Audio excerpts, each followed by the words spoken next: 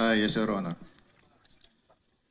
Sige, sir. Yung time na yan, Your Honor, advance team kami, Your Honor. Nauna kami sa area kasi in-advise na kami ng team leader namin na mag-proceed na sa building ni Tito Soto sa Baclaran. So, after lunch, nandun na po kami aboard. Ngayon, nag-aantay kami na dumating sila ni Boss Saldi.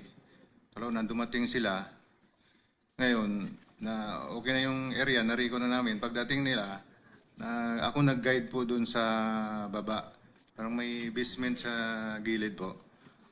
And dumiretso yung limo ni boss, umikot. Tapos nag-drop off.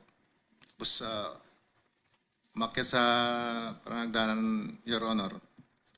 At tapos may elevator. Kasama niya po si A.A. Mark, saka si Paul, saka yung SO niya po niya, si Police Major Dichoso po. Tapos noon, pasakay siya sa elevator, may pagbukas ng elevator, may nagsalubong po doon. Sumakay sila. Tapos yung malita po na dala po namin, nadala po ng mga kasama ko, tulak-tulak po nila yung dalawa, hinabol ko yung dalawa, at sinambay po sa elevator. Tapos yung the rest po na ibang malita, hindi po nakahabol. Nauna na po, akyat sa taas po. So, anong dineliver nyo? Pera? Pera po.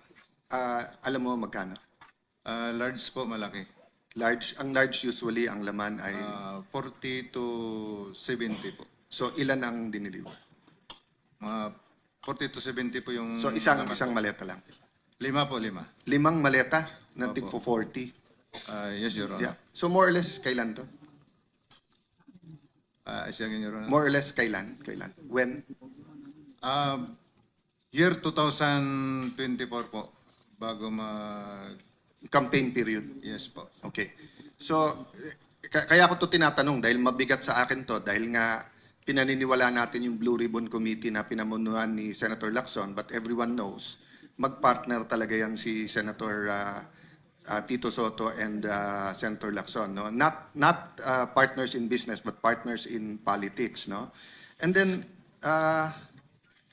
dun sa susunod na paragraph pero walang pangalan kung sino, nandito din pangalan ni Senator Erwin Tulfo na pinapangalan nilang susunod na chairman ng Blue Ribbon Committee kung sila masusunod. Sinong may alam nito?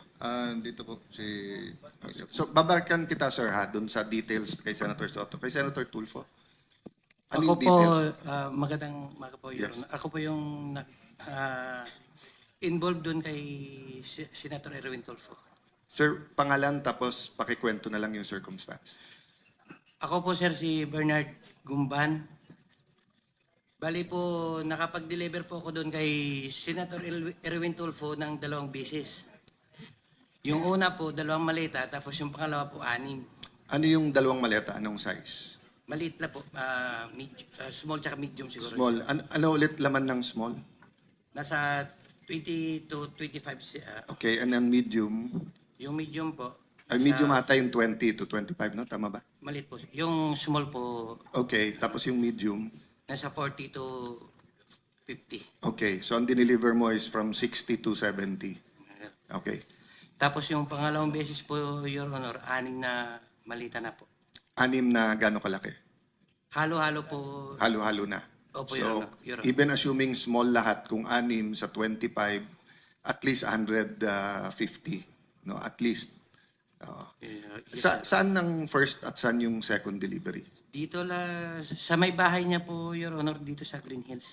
Green Hills. Paano nyo alam na bahay niya yun? Tinanong ko po si Mark Tiksay. Sabi ko, Boss Mark, kaninong bahay po ba yun? Sabi niya kay Senator Erwin. So pagdating nyo doon, katulad ng kwento doon sa Ilocos, so may sumalubong, kinuha lang, pinapasok kayo, paanong... Bali po, Your Honor, si Mark po, tsaka si Boss Mark, si Mark Tiksay, tsaka yung contact doon sa bahay ni Senator Erwin, sila po yung nag-uusap niyan. Tapos pagdating po doon sa bahay, ibababa po namin yung mga malita, tapos ihatid doon sa loob. Yung nagre-receive na po yung si Boss Mark na po, tsaka yung nagre-receive yung bala. So hanggang saan ka nakapasok? Nakapasok po ko doon, yung bahay po may basement eh. Hindi na hanggang sa ano lang. Yung basement, bababa. Kasama kotse or bababa?